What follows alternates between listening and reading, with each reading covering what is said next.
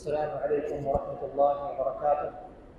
بسم الله والحمد لله والصلاة والسلام على رسول الله وعلى آله وصحبه ومن والاه وبعد. حسب معمول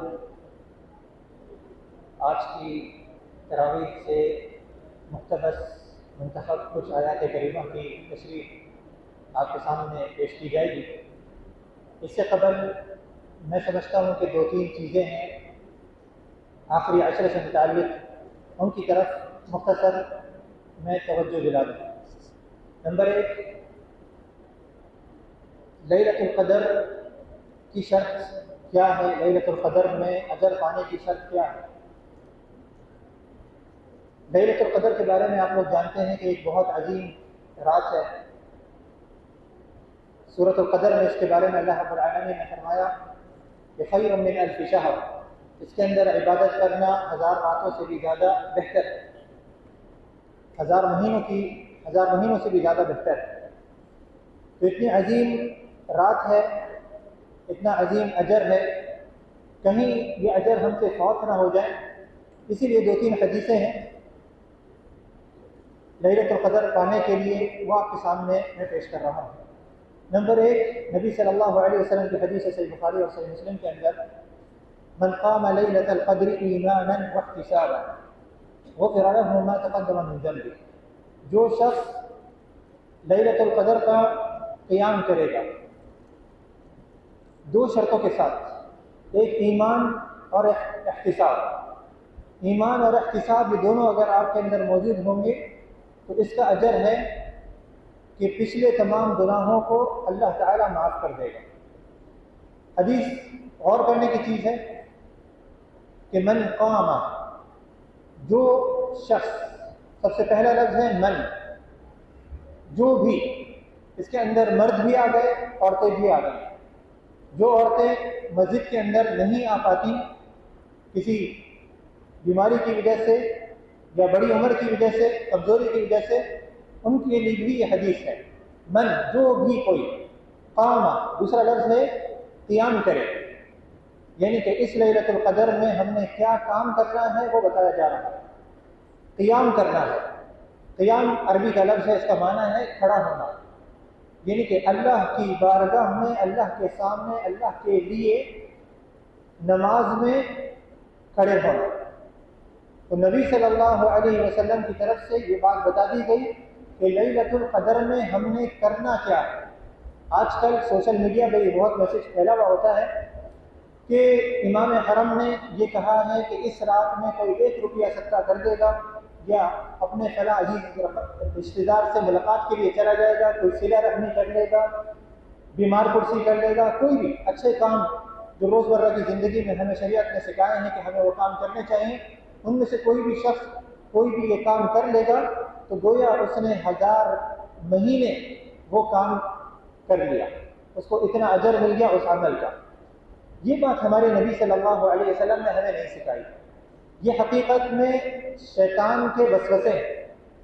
شیطان چاہتا ہے کسی بھی طریقے سے آپ کو صحیح موقع پر صحیح کام سے روک دیا جائے، یا تو عبادت سے روک دیا جائے، اگر اس کا ہتھیار نہیں چلتا تو کہتا ہے کہ اس عبادت کے بدلے اس موقع پر دوسری عبادت کرو، آپ کو مشغول کر دے گا کسی اور کام میں.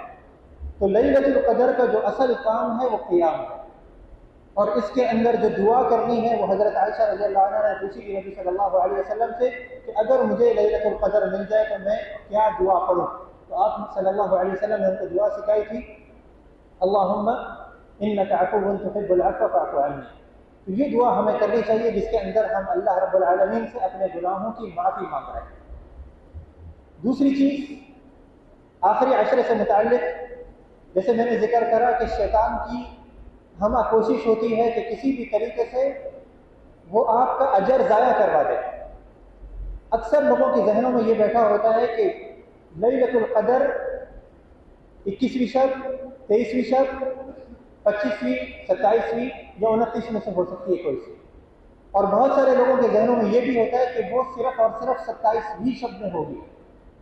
حقیقت میں اس قسم کے خیالات یہ شیطان کی طرف سے ہوتے ہیں.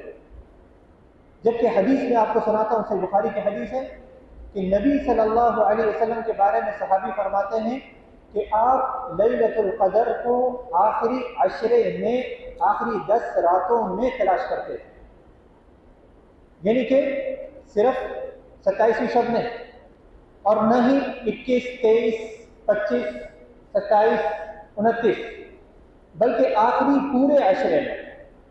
اس کی وجہ کیا ہے؟ ہوتی تو طاق راتوں میں ہے، ہم ہمیشہ سنتے ہیں کہ طاق راتوں میں ہوتی ہے، تو پھر یہ والی طاق راتوں میں کیوں نہیں ہے؟ ہم جفت راتوں میں کیوں تلاش کریں اس کو؟ 22، 24، 26، 28 میں کیوں تلاش کریں؟ تو علماء نے ذکر کیا ہے کہ نبی صلی اللہ علیہ وسلم کا جو یہ فرمانا ہے کہ طاق راتیں، اس کو 2 طریقوں سے پہچانا جا سکتا ہے۔ اگر آپ 21 سے شروع کریں گے تو طاق راتیں کون سی بنیں گی؟ 21، 23، 25، 27، 29۔ لیکن اگر آپ گنتی آخر سے شروع کریں گے تو طاق رات 30، 28، 26، 24، 22 آخر سے گنتی شروع کریں گے۔ اور نبی صلی اللہ علیہ وسلم نے اس چیز کا تعین نہیں بتایا ہمیں کہ یہ گنتی ہم نے شروع سے شروع کرنی ہے یا آخر سے شروع کرنی ہے۔ اسی لیے یہ صحیح بخاری کی حدیث جس میں نبی صلی اللہ علیہ وسلم کے صحابی فرماتے ہیں کہ نبی صلی اللہ علیہ وسلم آخری عشرے میں تلاش کرتے تھے۔ عشرہ کہتے ہیں 10، 5 راتیں نہیں، آخری 10 راتوں میں تلاش کرتے تھے۔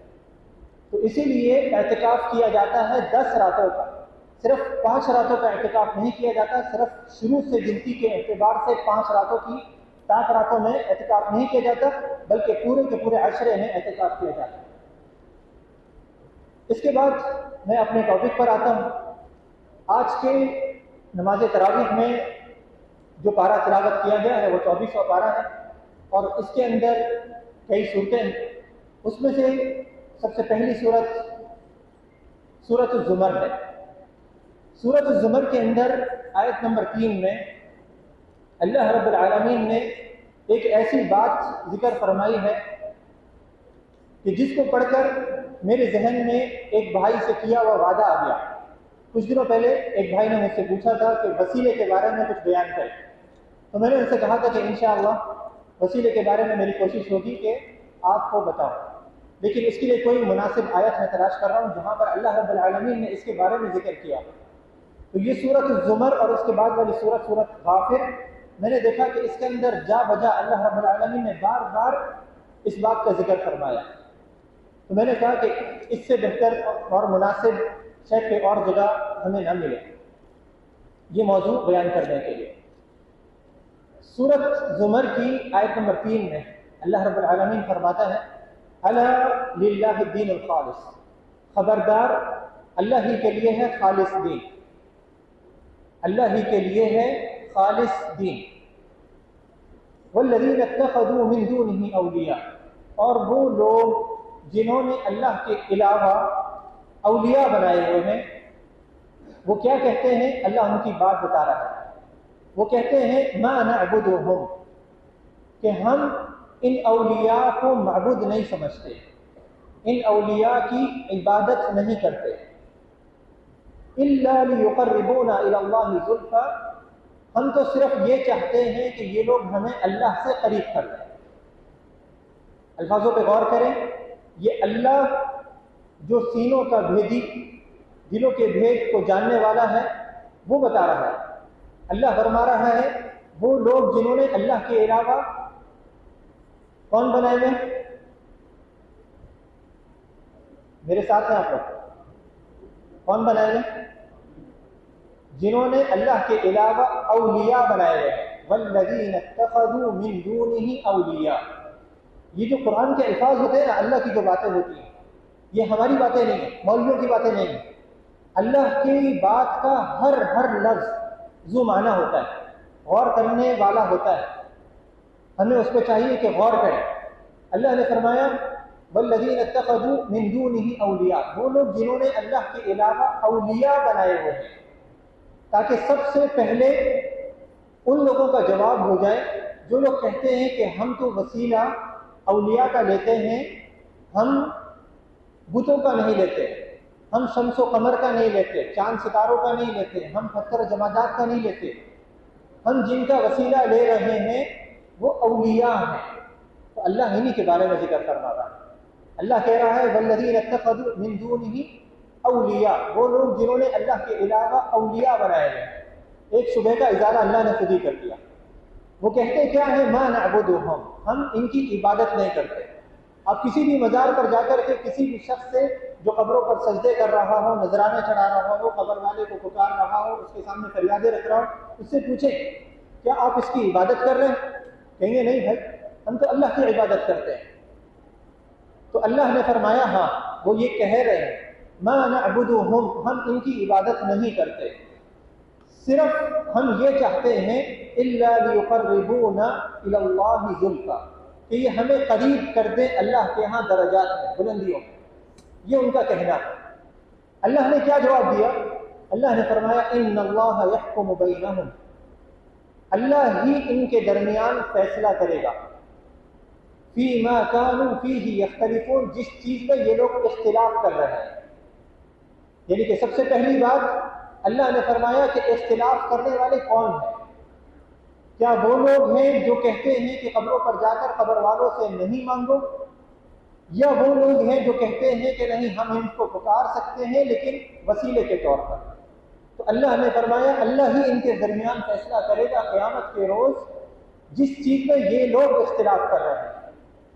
دوسرا اللہ نے فرمایا ان اللہ لا یہدی من هو کاذب، اللہ اس کو ہدایت نہیں دے گا جو جھوٹا ہو. جو جھوٹا ہو. کیوں جھوٹا؟ کیونکہ یہ اپنی زبان سے کہہ رہے ہیں کہ ہم ان کو معبود نہیں سمجھتے، لیکن کام وہی کر رہے ہیں جو ان کو معبود بنانا ہوتا ہے. ان کی عبادت کر کے وہ کہہ رہے ہیں کہ ہم ان کی عبادت نہیں کرتے، ان کو معبود نہیں سمجھتے. ان اللہ لا یہدی من هو کاذب کفار. تیسری چیز، یہ کفر میں حد سے زیادہ تجاوز کیے ہوئے. اب سوال یہ پیدا ہوتا ہے جو میرا ٹاپک ہے اس آیت کی بنیاد پر، کہ کیا ہم وسیلہ نہیں دے سکتے؟ کیا اسلام ہمیں وسیلہ نہیں سکھاتا ہے؟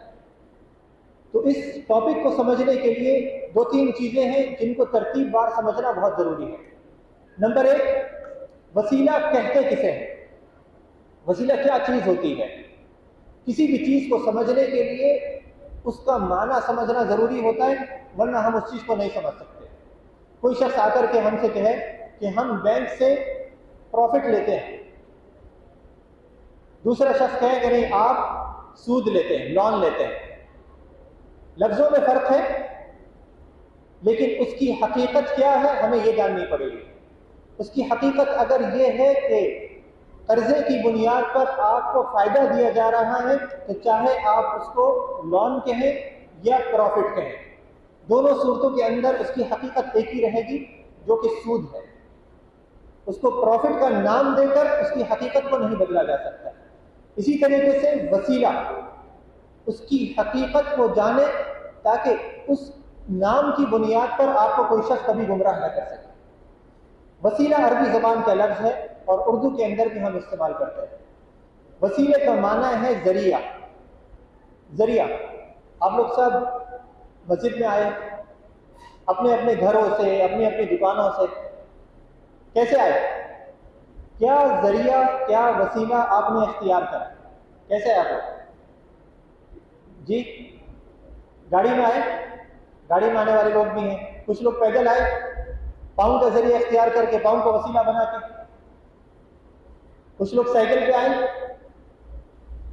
آئے ہوں گے. آپ لوگوں کا گھر جہاں پر بھی ہے وہاں سے یہاں تک پہنچنے کے لیے آپ نے وسیلے اختیار کرے.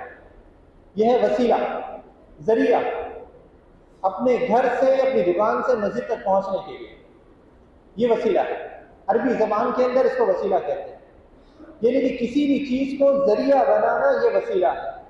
اب وسیلہ دو قسم کا ہوتا ہے. ایک جس کے بارے میں آپ کی عقل قبول کرے.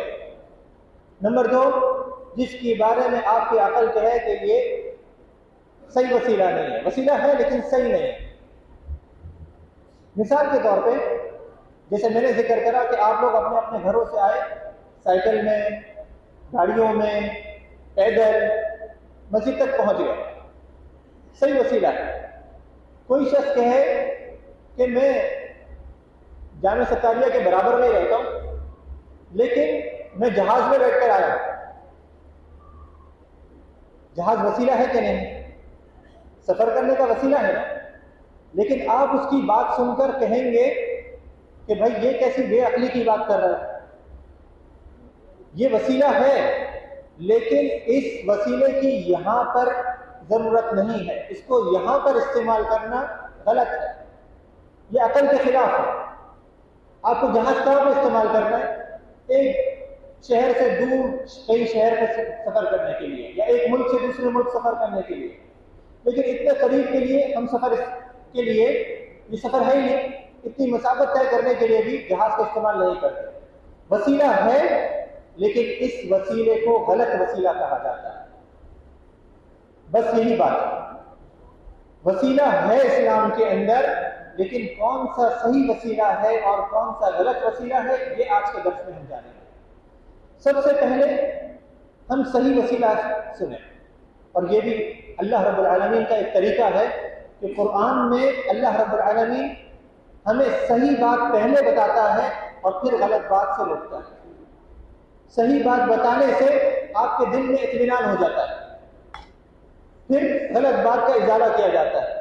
آپ کے پاس گلاس ہے، بھائی کے پاس یہ برتن ہے، اگر یہ خالی ہوگا تو اس کو کوئی بھی شخص کسی بھی چیز سے لا کے بھر سکتا ہے، شراب سے بھی بھر سکتا ہے، دودھ سے بھی بھر سکتا ہے، دونوں چیزوں سے بھر سکتا ہے، صحیح چیز سے بھی غلط چیز سے بھی۔ لیکن اگر آپ اس کو پہلے ہی بھر کے رکھیں گے تو کوئی شخص اس کے اندر غلط چیز اضافہ نہیں کر سکے گا۔ اسی طریقے سے آپ بھی اپنے آپ کا ذہن صحیح بات سے بھر کے رکھیں گے، صحیح علم حاصل کر کے رکھیں گے، تو کوئی شخص آپ کے ذہن میں آ کر کوئی غلط بات کا اضافہ نہیں کرے گا، جھوٹی بات، بدعت کی بات کا اضافہ نہیں کرے گا۔ بدعت کہاں پہ گھر کرتی ہے؟ شرک کہاں پہ گھر کرتا ہے؟ جہاں پر خالی جگہ ہوتی ہے، کوئی بھی چیز نہیں ہوتی، علم نہیں ہوتا، تو وہاں پہ جہالت بھر جاتی ہے۔ تو سب سے پہلے علم کی بات سنیں۔ 3 وسیلے اللہ نے اور اس کے رسول صلی اللہ علیہ وسلم نے ہمیں بتائے ہیں کہ وہ مشروع وسیلے ہیں، جائز وسیلے ہیں، جن پر عمل کرنا سنت ہے، جن کو اپنانا چاہیے۔ کون سے وسیلے ہیں؟ نمبر 1، قرآن میں اللہ نے فرمایا وَلِلَّهِ الْأَسْمَاءُ الْحُسْنَى فَادْعُوهُ بِهَا، اللہ کے اسماء حسنہ ہیں، اللہ کے اچھے اچھے نام ہیں، فَادْعُوهُ بِهَا، تو اللہ کو دعا کرو، اللہ سے دعا کرو، اللہ کو پکارو ان ناموں کا وسیلہ دے کر۔ اللہ ہمیں اس بات کا خود حکم دے رہا ہے کہ وسیلہ اختیار کرو، اللہ کو اللہ کے ناموں کا وسیلہ دے کر، اللہ کی صفات کا وسیلہ دے کر۔ اور قرآن میں ہم دیکھ لیں، کوئی سی بھی دعا آپ کو یاد ہو، اس کا ترجمہ آپ غور کریں تو اس میں اللہ کے ناموں کا وسیلہ ہوتا ہے، اللہ کی صفات کا وسیلہ ہوتا ہے۔ ربنا، اے ہمارے رب، آتنا فی الدنیا حسنہ، ہمیں دنیا میں بھی اچھائی عطا کر، آخرت میں بھی اچھائی عطا کر، اور ہمیں آگ کے عذاب سے بچا۔ ربنا ظلمنا انفسنا، اللہ کی صفات ہے، اللہ کی بخشش، اللہ کی رحمت، اللہ کی قدرت، ان صفات کا ذکر ہے۔ تو یہ اللہ کی صفات کا، اللہ کے ناموں کا وسیلہ ہے، اور یہ اس کی دلیل ہے جو میں نے آپ کے سامنے قرآن کی آیت پڑھی۔ دلیلیں بہت ساری ہیں، لیکن ہر وسیلے کا صرف ہر وسیلے کی ایک ہی دلیل میں آپ کے سامنے پیش کروں گا۔ دوسرا وسیلہ اسلام کے اندر جو جائز ہے وہ یہ ہے کہ آپ اپنے اعمال صالحہ کو وسیلہ بنائیں، اپنے نیک کام کو وسیلہ بنائیں۔ آپ کا نیک کام، آپ کے نیک کام کیا ہوتے ہیں؟ آپ نے نماز پڑھی، نماز پڑھنے کے بعد آپ اللہ سے دعا کریں کہ اے اللہ اس نماز کے طفیل، اس نماز کے صدقے جو میں نے ادا کری ہے، جو بھائی نے ادا کری ہے نہیں، جو نبی نے ادا کری ہے صلی اللہ علیہ وسلم نے، جو میں نے ادا کری ہے۔ قرآن میں ہے نا سورہ آل عمران میں، ربنا اننا سمعنا منادیا ینادی للایمان، اے ہمارے رب، ہم نے ایک پکارنے والے کو سنا کہ وہ بلا رہا تھا کہ آؤ ایمان کی طرف، فآمنا، تو ہم ایمان لے آئے۔ ربنا فاغفر لنا، تو اے اللہ اس کے بدولت ہمارے گناہوں کی بخشش فرما دے، اس کے وسیلے سے اب خود ایمان لے کر کے آئے اس کا وسیلہ دے رہا ہے. یہ نہیں کہہ رہے کہ اللہ ہمارے نبی اتنے ایمان والے تھے، اتنی عظمت والے تھے، اتنے شرف و مقام والے تھے، آپ کے طفیل، آپ کے صدقے ہمیں یہ چیز ادا کرتے. انہوں نے نہیں کہا. آخر میں آئیں گے نبی صلی اللہ علیہ وسلم کا صدقہ، نبی کا طفیل نبی صلی اللہ علیہ وسلم کے وسیلے سے دعا کر سکتے ہیں. اس کی کیا دلیل ہے؟ بہت ساری دلیلیں ہیں. ایک مشہور واقعہ صحیح بخاری کے اندر موجود ہے کہ 3 آدمی غار کے اندر پھنس گئے تھے. پچھلی امتوں میں سے تیز آندھی چل رہی تھی یا تیز بارش ہو رہی تھی، 2 روایتوں کے مطابق. انہوں نے پناہ لینے کے لیے ایک غار کے اندر چلے گئے. اوپر سے ایک چٹان بہت بڑی اس کے دروازے پر آ کر رک گئی. بڑی کوشش کری نکلنے کی، نہیں نکل پائے. اب مایوس ہو کر موت کے انتظار میں لیٹ گئے. اچانک سے ایک آدمی کو خیال آیا کہ ہمیں کچھ کرنا چاہیے. کہا کہ بھائی ہم کیا کر سکتے ہیں؟ کہا کہ ہم تینوں میں سے ہر ایک شخص اللہ سے دعا کرے اور اس دعا کے اندر اللہ کو اپنے نیک کام کا وسیلہ دے، اپنے نیک کام کا. تو کہا صحیح ہے، ہم دعا کرتے ہیں. پہلا آدمی کھڑا ہوا، اس نے اللہ کو والدین کی خدمت کا وسیلہ دیا. مشہور واقعہ آپ لوگ جانتے ہیں، تفصیل بتانے کی ضرورت نہیں، بار بار سنتے رہتے ہوں گے. والدین کی خدمت کا وسیلہ دیا. چٹان تھوڑی سی کھسک گئی لیکن دروازہ پورا نہیں کھلا. دوسرے نے پاک دامنی کا وسیلہ دیا.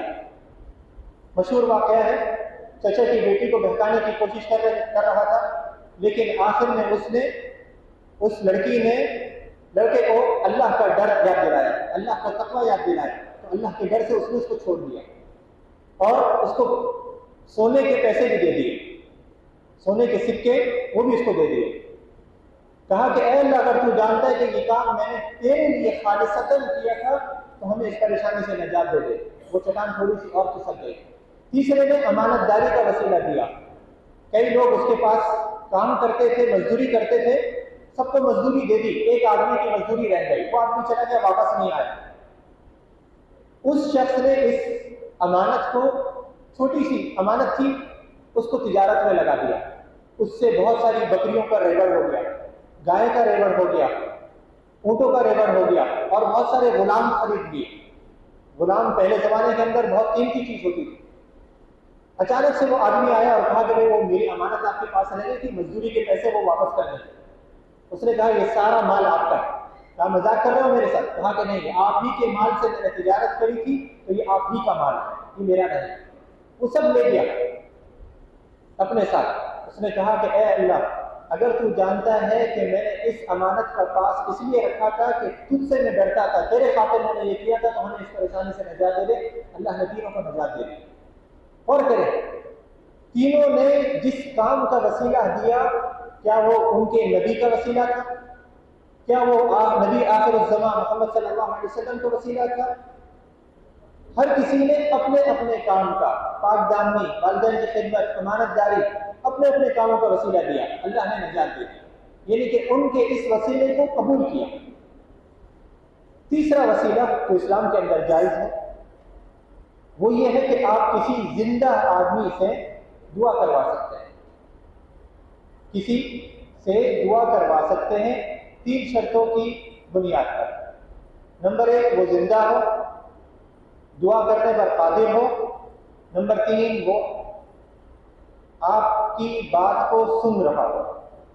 3 چیزیں: وہ زندہ ہونا چاہیے، آپ کی بات سننے کی استطاعت ہو اور قدرت رکھتا ہو دعا کرنے کے لیے. زندہ ہو، کوئی شخص آ کر دیوار سے دعا کرنے لگے، زندہ ہے؟ زندہ نہیں، اس سے دعا نہیں کر سکتے. آپ جمادات کو پکاریں گے تو شرک کر رہے ہیں، کیونکہ آپ جمادات کو وہ صفت دے رہے ہیں جو اللہ نے ان کو صفت نہیں دی، جو اللہ کی صفت ہے. قادر ہو اور آپ کی بات سن رہا ہو. آپ لوگ میرے سامنے بیٹھے ہیں، آمنے سامنے بیٹھ کر ہم ایک دوسرے سے کہہ سکتے ہیں میں آپ کی بات سن رہا ہوں، آپ میری بات سن رہے ہیں. لیکن آپ کسی اور ملک میں چلے جاتے ہیں، اپنے گھر چلے جاتے ہیں. اب میں یہاں بیٹھ کر کے کہہ رہا ہوں عبداللہ بھائی میرے لیے دعا کر، یہ جائز ہے میرے لیے؟ میرے لیے جائز نہیں. جب یہ دونوں شرطیں نہ ہوں کہ آپ سن بھی نہیں رہے اور قدرت بھی نہیں، سن بھی نہیں رہے. یہ شرط اس لیے ہے کہ ممکن ہے کہ کبھی کبھی آپ ہم سے دور ہوں، لیکن میں فون کر کے آپ کو کہوں کہ بھائی میرے لیے دعا کر دیجیے. آپ سعودیہ پہنچ گئے، مکہ پہنچ گئے، میرے لیے دعا کرنا بھائی جائز ہے. آپ سن رہے ہیں میری بات، جائز ہے. لیکن میں یہاں پر بیٹھ کر بغیر کسی وسیلے کے ایسے ہی آپ کو پکارنے لگوں بھائی عبداللہ تم مکے پہنچ گئے ہو، میرے لیے دعا کر دیں، نہ فون کیا نہ کچھ، یہ حرام ہے اسلام کے اندر، یہ شرک. تو تین چیزیں ضروری ہیں. آپ کسی زندہ آدمی سے دعا کروا سکتے ہیں جو دنیا کے اندر زندہ، اس سے کہہ سکتے ہیں بھائی صاحب میرے لیے دعا کر دو. کیا دلیل ہے؟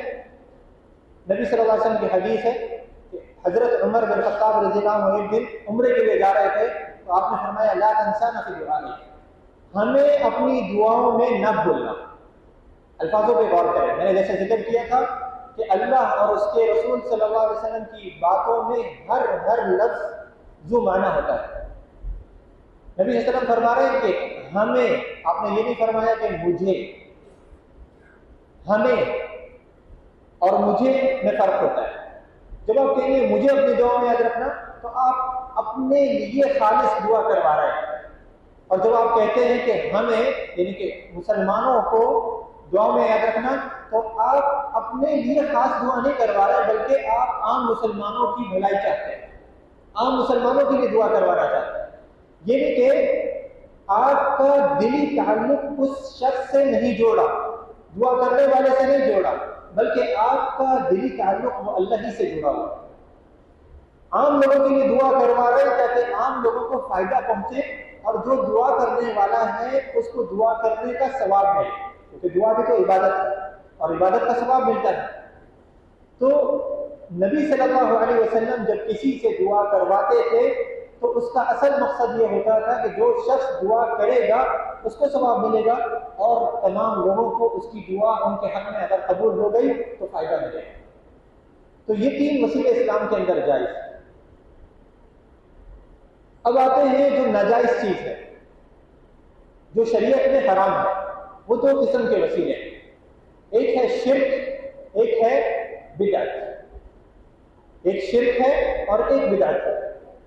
شرک کون سا وسیلہ ہے کہ آپ کسی بندے کے ساتھ کوئی ایسا کام کریں جو اللہ کے لیے کرنا چاہیے، اللہ کی عبادت میں شمار ہوتا تھا. نماز اللہ کی عبادت ہے.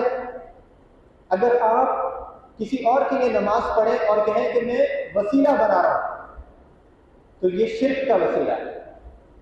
دعا، اور دعا کے اندر بھی یہ والا وسیلہ اکثر پایا جاتا ہے. اکثر لوگ نماز غیروں کے لیے نہیں پڑھتے، حج غیر اللہ کے لیے نہیں کرتے، زکوٰۃ غیر اللہ کے لیے نہیں دیتے، لیکن دعا کو غیر اللہ کے لیے کر رہے ہوتے ہیں. کہتے ہیں دعا ہی تو کر رہے ہیں، ہم عبادت تو اللہ کی کرتے ہیں لیکن ان سے دعا کر رہے ہیں. صرف قبر پر آ کر کے کہتے ہیں کہ اے قبر والے ہماری بگڑی بنا دے یا ہمیں اللہ کے قریب کر دے، اللہ کی ہماری فریادیں پہنچا دے. اور ایک دفعہ میں مدینے میں تھا تو وہاں پر ہم تقریباً روزانہ 50 لیٹرز اٹھایا کرتے تھے قبروں سے. یا تو صحابہ کرام کا جو قبرستان ہے قبرستان بقیع، یا نبی صلی اللہ علیہ وسلم کی قبر مبارک بھی، وہاں پر بھی ہمارے کچھ ساتھی کھڑے ہوتے ہیں. وہ روزانہ ایک بڑا سا تھیلا بھر کر کے لے کے آتے تھے لیٹرز کا. جن لیٹرز کو آپ پڑھتے ہیں تو ہنسی آئی. کہیں پر اکثر لیٹروں میں یہ لکھا ہوتا تھا کہ اے نبی صلی اللہ علیہ وسلم میری شادی نہیں ہو رہی، میری شادی کروا دیجیے، اللہ سے دعا کر دے کہ میری شادی ہو جائے. کہیں پر ڈائریکٹ نبی صلی اللہ علیہ وسلم سے کہا جا رہا ہوتا تھا کہ آپ میرا یہ کام کر دیں. اور ایک دفعہ ہمیں ایک لیٹر ملا جس میں باقاعدہ نبی صلی اللہ علیہ وسلم کو دعوت نامہ لکھا ہوا تھا. میری بیٹی کی شادی ہے فلاں تاریخ کو، آپ بھی آئیے گا. یہ کون کرتے ہیں؟ اس قسم کی باتیں کون کرتے ہیں؟ اس قسم کی باتیں وہ لوگ کرتے ہیں جو اللہ کے ساتھ شرک کرتے ہیں. اور اللہ نے قرآن میں فرمایا ہے کہ جو شرک کرنے والے لوگ ہوتے ہیں ان کی مثال ایسی ہے کہ ان کو آسمان سے نیچے پھینک دیا گیا. ان کی عقل کی مت ماری گئی ہوتی ہے، ان کو کچھ سمجھ میں نہیں آ رہا ہوتا کہ ہم کیا کر رہے ہیں۔ ایک دفعہ میں قبر پہ کھڑا ہوا تھا، ایک آدمی آیا، اس کے پاس ایک موسمی اورنج ہاتھ میں تھی اور دوسرا موسمی کا پیس قبر پہ، پتہ نہیں ہمارے آنے سے پہلے اس نے وہاں پہ لے جا کے رکھ دیا۔ ہم تھوڑی سی فجر کا وقت تھا، تھوڑی سی روشنی ہوئی تو میری نظر پڑی، تو میں نے دیکھا کہ اس کے ہاتھ میں موسمی ہے اور قبر پہ بھی موسمی رکھی ہوئی، یہ کیا چکر ہے؟ تو میں اس کے پاس گیا، میں نے کہا بھائی یہ کیا ہے، آپ نے رکھی ہے؟ کہ میں نے کہا میں نے کیوں رکھی ہے، یہ آپ کے پاس ہے، آپ کھائیے، مسئلہ نہیں ہے، آپ نے قبر پہ کیوں رکھ دی؟ کہا کہ کنیکشن جوڑا ہے۔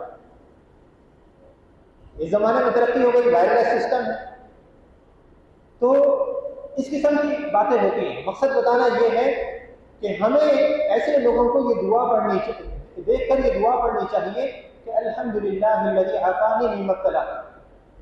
نبی صلی اللہ علیہ وسلم نے فرمایا نا کہ اگر کسی مصیبت زدہ کو دیکھو، پریشان حال کو دیکھو، بیمار کو دیکھو تو یہ دعا پڑھو۔ سب سے بڑی بیماری اگر کوئی دنیا میں موجود ہے تو وہ شرک کی بیماری ہے۔ مشرکوں کو دیکھ کر کے ہمیں اللہ کا شکر ادا کرنا چاہیے کہ اللہ نے ہمیں ان کے شرک سے بچا لیا، ہمیں اللہ نے سیدھی راہ پر چلا لیا، ورنہ مشرکوں کی ہمارے معاشرے میں کوئی کمی نہیں۔ اگر ہم کسی ایسے گھرانے میں پیدا ہو جاتے تو نہ جانے کس افکار کے حامل ہوتے، تو یہ اللہ کا بہت بڑا فضل ہے۔ تو پہلا شرک ہے، پہلا وسیلہ ہے جو شرکیہ وسیلہ ہے کہ آپ وسیلہ بناتے ہوئے کوئی ایسا کام کریں جو اللہ کے لیے خالص ہونا چاہیے تھا، اور دعا عبادت ہے۔ نبی صلی اللہ علیہ وسلم کی حدیث ہے، ابو داؤد ابن ماجہ کی روایت ہے، الدعاء هو العبادہ۔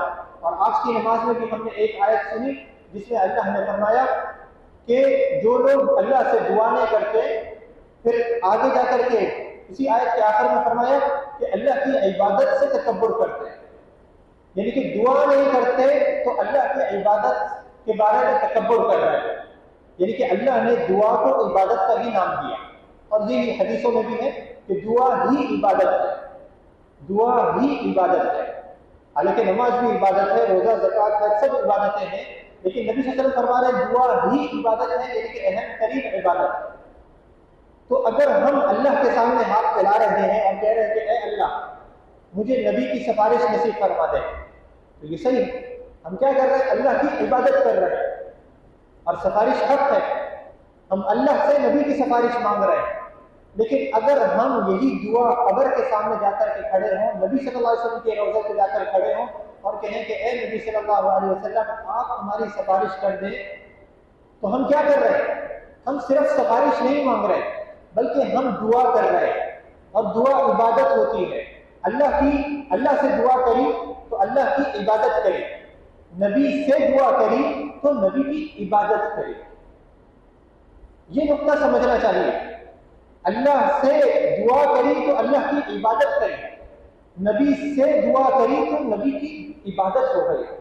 وہ صرف دعا نہیں ہے، ہم نے سمجھا ہے دعا الگ چیز ہے، عبادت الگ چیز ہے، دعا ہی عبادت ہے۔ تو یہ شرکیہ وسیلہ ہے۔ دوسرا وسیلہ اسلام کے اندر جو حرام ہے وہ ہے بدعتی وسیلہ، یعنی کہ شرک تو نہیں ہے، اس کے اندر آپ ایسا تو نہیں کر رہے کہ کوئی ایسا کام جو صرف اللہ کے لیے کرنا چاہیے تھا وہ کسی اور کے لیے کر رہے ہیں، شرک تو نہیں ہے لیکن بدعت ہے۔ اور بدعت کسے کہتے ہیں؟ ہر اس چیز کو جس کا ثبوت نبی صلی اللہ علیہ وسلم سے، آپ کے صحابہ کرام سے نہیں ملتا ہو، جس کا طریقہ، جس کی تعداد نبی صلی اللہ علیہ وسلم سے ہمیں نہیں ملتی ہے۔ مثال کے طور پہ لوگ کہتے ہیں، اور یہ وسیلہ بہت عام ہے، کہتے ہیں اے اللہ نبی کے صدقے، نبی کے طفیل، نبی کی جاہ و منصب کی وجہ سے ہمیں یہ چیز عطا کر دے۔ اکثر لکھا ہوتا ہے، بہت سے لوگوں نے قرآن چھاپا ہوا ہوتا ہے، قرآن کے آخر میں یہ دعا لکھی ہوئی ہوتی ہے کہ اللہ نبی کے صدقے ہمیں یہ چیز عطا کر دے۔ اکثر درس و دروس کے اندر مسجدوں میں یہ چیزیں ہو رہی ہوتی ہیں کہ دعاؤں کے اندر نبی کا وسیلہ اختیار کیا جا رہا ہے۔ تو اس کا حکم یہ ہے کہ یہ بدعت ہے، حرام ہے، اور نبی صلی اللہ علیہ وسلم کی حدیث ہے، صحیح مسلم کے اندر آپ نے فرمایا کل محدثۃ بدعہ، ہر وہ کام جو دین کے اندر نیا ایجاد کیا جائے گا وہ بدعت ہوتا ہے. وَكُلُّ بِدْعَةٍ ضَلَالَةٍ، اور ہر بدعت گمراہی ہے. کوئی بدعت اچھی نہیں ہو سکتی، ہر بدعت گمراہی ہے. لوگ یہ کہتے ہیں کہ بھائی اچھا ہی تو کام کر رہے ہیں. نبی صلی اللہ علیہ وسلم فرما رہے ہیں کہ ہر بدعت گمراہی ہے، اور بدعت ہر نئے کام کو کہتے ہیں. تو ہر گمراہی کو پہچاننے کے لیے ہم نے یہ دیکھنا ہے کہ نبی صلی اللہ علیہ وسلم نے یہ کام کیا ہے کہ نہیں. تو اگر آپ صرف دو چیزوں میں غور کریں، میں دلیل کے طور پہ یہ بات کہہ رہا ہوں کہ دو چیزوں میں غور کریں. قرآن کریم کی ساری دعائیں پڑھ لیں. قرآن کریم میں 100 سے بھی زیادہ دعائیں موجود ہیں. آپ کوئی سی بھی کتاب اٹھائیں جس کے اندر قرآنی دعائیں جمع ہوں، ترجمے کے ساتھ لکھی ہوئی ہوں. ہمارے مسلک کے علماء نے نہیں لکھی ہوں، آپ ہی کے مسلک کے علماء نے لکھی ہوں، آپ جس مسلک کے بھی ہیں. ان مولوی صاحب نے قرآن کی ساری دعائیں اکٹھی کی ہوں اور اس کا ترجمہ بھی ساتھ میں انہوں نے ہی لکھا ہو. آپ غور کریں، ساری دعاؤں کا ترجمہ پڑھ لیں، آپ کو حیرت ہوگی کہ ایک دعا میں بھی نبی صلی اللہ علیہ وسلم کا وسیلہ نہیں، نبی کے طفیل، نبی کے صدقے دعا نہیں. تو سوال یہ پیدا ہوتا ہے کہ کیا قرآن کریم ناقص ہے؟ ظاہری بات ہے نہیں. اس مکمل قرآن میں اتنی ساری دعائیں ہونے کے باوجود ایک دعا میں بھی نبی کا وسیلہ نہیں. اس کا مقصد ہے یہ شریعت کا طریقہ نہیں. دوسرا، آپ نماز پڑھتے ہیں، نماز کے بارے میں اللہ رب العالمین کی حدیث قدسی کہ اللہ نے فرمایا قسمت الصلاۃ بینی و بین عبدی نصفین، میں نے نماز کو اپنے اور بندے کے درمیان آدھا آدھا تقسیم کر لیا. اس نماز کے اندر جتنی بھی دعائیں ہیں کم سے کم ہمیں ان کا تو ترجمہ آنا چاہیے. اہدنا الصراط المستقیم، یہ دعا ہے کہ اللہ ہمیں سیدھے راستے کی ہدایت دے. ہے اس کے اندر کہ اے اللہ نبی کے وسیلے سے، نبی کے صدقے ہمیں سیدھے راستے کی ہدایت دے. ہم سجدہ کرتے ہیں، اس میں دعائیں کرتے ہیں رب اغفر لی ذنبی کلہ دقہ وجلہ، اے میرے رب میرے تمام گناہوں کو بخش دے. ہے کیا اس کے اندر کہ اے اللہ میرے تمام گناہوں کو نبی کے صدقے بخش دے. تشہد میں دعائیں کرتے ہیں اللہم انی ظلمت نفسی ظلما کثیرا ولا یغفر الذنوب الا انت، آخر تک. مجھ سے زیادہ آپ لوگوں کو دعائیں یاد ہوں گی. کسی بھی دعاؤں کا ترجمہ پڑھ لیں، آپ کو حیرت ہوگی کہ ایک دعا میں بھی نبی صلی اللہ علیہ وسلم کا وسیلہ صدقہ نہیں ہے. یہ آسان دلیلیں میں نے آپ کے سامنے پیش کر دی. مشکل دلائل کے سامنے میں آپ کے سامنے پیش کروں گا، آپ پریشان ہوں گے، پتہ نہیں اس کا معنی کیا بنتا ہے، ہمارے مولوی کچھ کہتے ہیں، آپ کے مولوی کچھ کہتے ہیں. آپ کو جو چیزیں معلوم ہیں ان پر غور کر لیں، انشاءاللہ ہدایت کے راستے آپ کے سامنے کھل جائیں گے. تو یہ 5 قسم کے وسیلے ہیں. 3 جائز ہیں جو شریعت نے ہمیں سکھائے، اور 3 ناجائز ہیں جو شریعت کے اندر نہیں پائے جاتے. آخر میں 2 جو مخالفین ہیں ان کے 2 شبہے میں آپ کے سامنے پیش کروں گا. یہ شبہے میں نے بذات خود مخالفین سے کم 100 مرتبہ تو سنے ہوں گے. میرا کچھ کام ہی ایسا تھا، کچھ ایسی جگہ پہ کہ وہ شرک کا اڈا تھا، تو ہمیشہ وہ مشرکین آ کر کے ہم سے اس قسم کی باتیں کہتے تھے. ان میں سے وہ بہت سارے لوگ یہ کام کرنے والے مشرک ہوتے ہیں، اور بہت سارے لوگ اس قسم کے وسیلے دینے والے وہ مشرک نہیں ہوتے. ہم ان کو مشرک نہیں سمجھتے. ہر وہ شخص جو شرک کا کام کر رہا ہو ضروری نہیں کہ وہ مشرک ہے. ہر وہ شخص جو شرک کا ارتکاب کر رہا ہو ضروری نہیں کہ وہ مشرک ہے، کیونکہ مشرک وہ ہوتا ہے جو شرک کا کام کرے اور اس کو پتہ ہو کہ یہ شرک ہے، اس کے سامنے دلیل پیش کی جا چکی ہو، حجت قائم کی جا چکی ہو کہ یہ شرک ہے، اس کے باوجود وہ اپنے شرک پر ڈٹا رہے گا تو وہ مشرک ہو جائے گا. 2 شبہے میں ان کے پیش کرتا ہوں. نمبر 1 وہ یہ کہتے ہیں کہ جب ہمیں کسی بادشاہ کے پاس جانا ہوتا ہے، کسی عظیم شخصیت کے پاس جانا ہوتا ہے، تو کیا ہم ڈائریکٹ بادشاہ کے پاس ایسے ہی پہنچ جاتے ہیں، یا پہلے ہمیں اپائنٹمنٹ لینا پڑتا ہے، وزیر سے بات کرنی پڑتی ہے، مشیروں سے بات کرنی پڑتی ہے، درباریوں سے بات کرنی پڑتی ہے، وہ اجازت دیتے ہیں، وہ راہیں ہموار کرتے ہیں، تو پہنچتے پہنچتے ہم بادشاہ کے پاس پہنچتے ہیں، ورنہ ہم ان کے پاس نہیں پہنچ سکتے. تو اللہ رب العالمین جو بادشاہوں کا بادشاہ ہے، اس کے پاس پہنچنے کے لیے ہمیں قبر والوں کا وسیلہ دینا کیوں نہیں پڑے گا؟ وہ یہ کہتے ہیں۔ تو اس کا جواب نمبر 1، ہم تو پہلے ہی کہہ رہے ہیں کہ اللہ تک پہنچنے کے لیے ہمیں وسیلے اختیار کرنے ہیں، لیکن وہ 3 وسیلے اختیار کرنے ہیں جس کا اللہ نے ہمیں خود حکم دیا۔ ہم یہ نہیں کہہ رہے کہ اللہ تک پہنچنے کے لیے آپ وسیلہ نہیں بناؤ، ہم کہہ رہے ہیں وسیلہ بناؤ، لیکن وہ وسیلہ بناؤ جو اللہ اور اس کے رسول صلی اللہ علیہ وسلم نے ہمیں سکھایا ہے، اور وہ صحیح دروازہ کھٹکاؤ جس دروازے کو کھول کر آپ اللہ تک پہنچ سکتے ہیں، ورنہ دوسرا دروازہ کھٹکائیں گے تو اس کے پیچھے تو جہنم، اس کے پیچھے ہدایت نہیں، جنت نہیں۔ دوسری بات، ہم یہ کہتے ہیں ان سے کہ آج کی نماز تراویح میں ایک آیت کریمہ کی تلاوت کی گئی تھی، اللہ نے فرمایا وما قدر اللہ حق قدری، کہ مشرکین نے اللہ کی صحیح طور پر تعظیم کری ہی نہیں، اللہ کا حق پہچانا ہی نہیں۔ جب آپ یہ بات کہتے ہیں کہ بادشاہ کے پاس جانے کے لیے ہمیں درباریوں کی ضرورت ہوتی ہے، تو اللہ رب العالمین کے پاس بھی پہنچنے کے لیے ہمیں درباریوں کی ضرورت ہوگی، تو حقیقت میں آپ نے اللہ کی تنقیص کری، اللہ کی توہین کری، اللہ کے مقام کو نہیں پہچانا، اللہ کی عظمت اور اللہ کی جلالت کو نہیں پہچانا، کیونکہ دنیا کے بادشاہ اپنے سامنے دروازے بند کر کے اس لیے رکھتے ہیں کہ ان کے خزانے محدود ہیں، ان کے خزانے محدود ہیں۔ آپ کے پاس ہر کوئی شخص جا کر کے سوال کرتا رہے گا، اگر وہ دل کے فراواں ہو بھی، دیتے بھی رہیں، تو ایک وقت آئے گا کہ ان کے خزانے ختم ہو جائیں گے اور تنگ دستی ان کے ہاتھوں میں آ جائے گی۔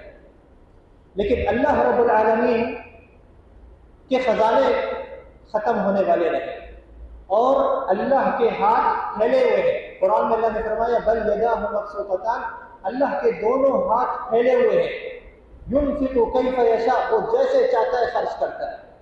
اللہ کے خزانے میں کوئی کمی آنے والی نہیں، تو دونوں میں کوئی مماثلت نہیں۔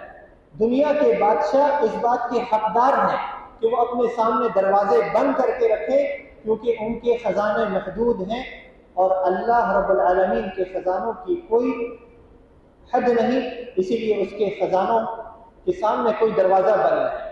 تو آپ ڈائریکٹ اللہ کو پکاریں۔ اللہ نے قرآن میں فرمایا وَقَالَ رَبُّكُمُ ادْعُونِي أَسْتَجِبْ لَكُمْ، آج کی نماز میں تلاوت کی گئی کہ تمہارا رب کہتا ہے کہ تم مجھے پکارو، میں تمہاری پکار کو پورا کروں گا، تم مجھے ڈائریکٹ پکارو۔ اللہ نے نہیں فرمایا فلاں کے پاس جاؤ، فلاں کے پاس جاؤ۔ دوسرا شبہ اور آخری شبہ جس پر میں اپنی بات کا اختتام کروں گا، وہ یہ مثال دیتے ہیں، اور کئی سارے بڑے بڑے مولویوں نے یہ مثال میرے سامنے خود ہی پیش کری۔ کہا کہ آپ یہ بتائیے کہ آپ کو جب اوپر چڑھنا ہو، پہلی منزل پر، دوسری منزل پر، تیسری منزل پر، تو آپ کیسے چڑھتے ہیں؟ میں نے کہا بھائی لفٹ کے ذریعے یا پھر سیڑھی کے ذریعے۔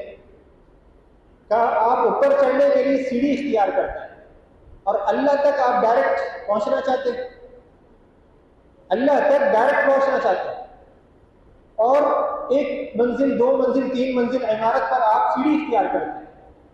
یہ کیسی ناعقلی کی بات ہے؟ تو سب سے پہلے ایسے لوگوں کے لیے میری یہ گزارش ہے کہ جو یہ عقیدہ رکھتے ہیں کہ اوپر چڑھنے کے لیے ہمیں سیڑھی کی ضرورت ہوتی ہے، تو اللہ تک بھی چڑھنے کے لیے ہمیں کسی اسٹیپس کی ضرورت ہوگی، تو حقیقت میں یہ وہ لوگ ہوتے ہیں جو یہ عقیدہ رکھتے ہیں کہ اللہ ہر جگہ پر موجود ہے۔ یہ بات کہنے والے وہ لوگ ہوتے ہیں جو کہتے ہیں اللہ ہر جگہ پر موجود ہے۔ اب آپ کے عقیدے کے مطابق اللہ ہر جگہ پر موجود ہے، تو یہ مثال فٹ ہی نہیں بنتی۔ آپ کی نظر میں تو اللہ اوپر نہیں ہے، اللہ ہر جگہ پر موجود ہے، تو آپ تو اللہ تک ڈائریکٹ پہنچ ہی سکتے ہیں، آپ کو تو سیڑھی کی ضرورت ہی نہیں ہے۔ اور یہ ٹاپک انشاءاللہ آنے والے دنوں میں، کل سے میرا درس ختم ہو رہا ہے، لیکن ایک دن انشاءاللہ میں آپ کے پاس آؤں گا، اس دن میرا ارادہ ہے کہ اسی ٹاپک پر بات کروں کہ اللہ کہاں پر ہے۔ تو سب سے پہلے ہم ان کو یہ جواب دیں گے کہ آپ کے عقیدے کے مطابق اللہ ہر جگہ پر موجود ہے، تو پھر آپ کو تو سیڑھی کی ضرورت ہی نہیں، آپ ڈائریکٹ اللہ کو پکاریں۔ نمبر 2، ہم بات وہیں اختتام کریں گے جہاں سے ابتدا ہوئی کہ وسیلے کا معنی کیا ہے۔ وسیلے کا معنی ہے ذریعہ، کسی چیز کے ذریعے کسی چیز تک پہنچنا. تو اگر آپ چاہتے ہیں کہ پہلی منزل تک پہنچیں تو آپ سیڑھی کے ذریعے اوپر چڑھیں، بہت اچھی بات ہے. لیکن مولوی صاحب سے میں نے کہا، اور اس ٹائم پر میں تقریباً 1 فٹ کی اونچائی پر کھڑا ہوا تھا مدینے میں، 1 فٹ کی اونچائی پر کھڑا ہوا تھا، وہ میرے سامنے تھے، ان کا پورا گروپ میرے ساتھ تھا. میں نے ان سے کہا آپ کا کیا خیال ہے کہ ایک لمبی سی میں سیڑھی لے کر کے آؤں لکڑی کی جس کے اندر 20 قدم ہو، اور میں وہاں سے یہاں تک اس کو لا کر بچھا دوں، اور پھر میں ایک ایک اسٹیپ پر چڑھتا چڑھتا چڑھتا چڑھتا اس 1 فٹ کی اونچائی پر آ جاؤں. تو آپ کیا سمجھتے ہیں؟ لگے بالکل بے وقوفی کی بات ہے، اور آپ سے بڑھ کر کے بے وقوف کوئی کون سکتا ہے ان کی نظر میں. میں نے کہا صحیح ہے، آپ سمجھتے ہیں کہ اس اونچائی پر چڑھنے کے لیے آپ کو سیڑھی کی ضرورت نہیں ہے، تو میں بھی یہی گزارش کر رہا ہوں کہ ہر قسم کی اونچائی پر چڑھنے کے لیے سیڑھی کی ضرورت نہیں ہوتی ہے. ہر قسم کی اونچائی پر چڑھنے کے لیے سیڑھی کی ضرورت نہیں ہوتی ہے، بلکہ کچھ اونچائیاں ایسی ہوتی ہیں جہاں پر آپ ڈائریکٹ پہنچ سکتے ہیں. آئیے پوچھتے ہیں اللہ رب العالمین سے کہ اے اللہ، تجھ تک پہنچنے کے لیے ہمیں کون سی سیڑھی کی ضرورت ہے؟ تو وہی آیت کریمہ جو آیت آج کی نماز تراویح میں تلاوت کی گئی. اللہ نے فرمایا وقال ربکم ادعونی استجب لکم، تمہارا رب کہتا ہے کہ تم مجھے پکارو، مجھ سے دعائیں کرو، میں تمہاری پکار کو پورا کروں. ڈائریکٹ پکارو. ایک اور آیت میں اللہ تعالیٰ فرماتا ہے وَإِذَا سَأَلَكَ عِبَادِي عَنِّي فَإِنِّي قَرِيبٌ، میرے بندے جب آپ سے میرے بارے میں پوچھیں تو آپ کہہ دیجئے میں قریب ہوں. کیا معنی قریب کا؟ کہ یہاں پر موجود ہے؟ نہیں. اجیب دعوت الداع اذا دعان، اللہ نے خود ہی بیان فرمایا کہ کیا معنی قریب کا، کہ جب بھی مجھے کوئی پکارے گا میں اس کی پکار کو پورا کروں گا. جب بھی مجھ سے کوئی دعا کرے گا میں اس کی دعا کو سنوں گا اور اس کی دعا کو پورا کروں گا. تو معنی معلوم ہوا کہ اللہ تعالیٰ تو آسمانوں کے اوپر ہے، عرش کے اوپر ہے، لیکن وہ اپنی سماعت کے اعتبار سے، اپنے علم کے اعتبار سے ہماری دعاؤں کو جانتا ہے، سنتا ہے، ہمارے دلوں کے بھیدوں کو جانتا ہے کہ ہماری کیا تمنائیں، کیا دعائیں، اور اس کے مطابق وہ ہمیں دیتا بھی. تو یہ وسیلہ ہے. اللہ تعالیٰ سے دعا ہے کہ اللہ تعالیٰ ہمیں صحیح وسیلے کی سمجھنے کی توفیق عطا فرمائے اور غلط قسم کے وسیلوں سے بچنے کی توفیق دے، شرک سے بچنے کی توفیق دے اور بدعتوں سے بچنے کی توفیق دے. اللہ تعالیٰ سے ہم دعا کرتے ہیں اس کے تمام ناموں کا وسیلہ دے کر کے، اس کی تمام صفات کا وسیلہ دے کر کہ اللہ تعالیٰ ہمیں روز قیامت نبی صلی اللہ علیہ وسلم کی سفارش نصیب کر کے جنت میں آپ کا پڑوس نصیب فرمائے. وآخر دعوانا الحمد للہ رب العالمین وصلی اللہ وسلم علی نبینا محمد.